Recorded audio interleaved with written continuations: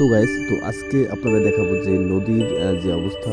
শীতকালে কিন্তু এই কুয়াশার মধ্যে নদীর ভিতরের যে কুয়াশার কারণে কিছু সামনে দেখা যায় না। যে তো শীতকালে কিন্তু এই সময়কালীন অনেকটা মজা লাগে, যেহেতু শীতকালে কিন্তু প্রচুর পরিমাণে কুয়াশা পড়ে। তো আপনারা দেখতে পাচ্ছেন যে এই শীতকালীন নদীর কুয়াশা এক মোহনীয় দৃশ্য, যা প্রকৃতিকে আচ্ছন্ন করে এক রহস্যময় আবরণে। ভোরের প্রথম আলো যখন নদীর উপরে পড়ে, তখন কুয়াশার আস্তরণ ধীরে ধীরে নদীর উপর ধেয়ে ভেসে ওঠে।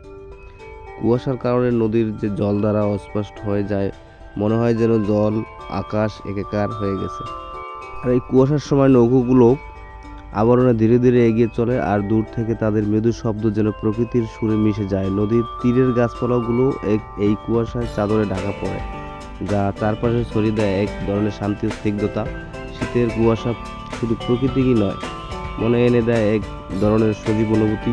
সেই মুহূর্তে প্রকৃতির সৌন্দর্য উপভোগ করার জন্য জীবনের এক সুন্দর অভিজ্ঞতা। তো ভালো লাগলে অবশ্যই সাবস্ক্রাইব করে পাশে থাকবেন। সবাইকে ধন্যবাদ।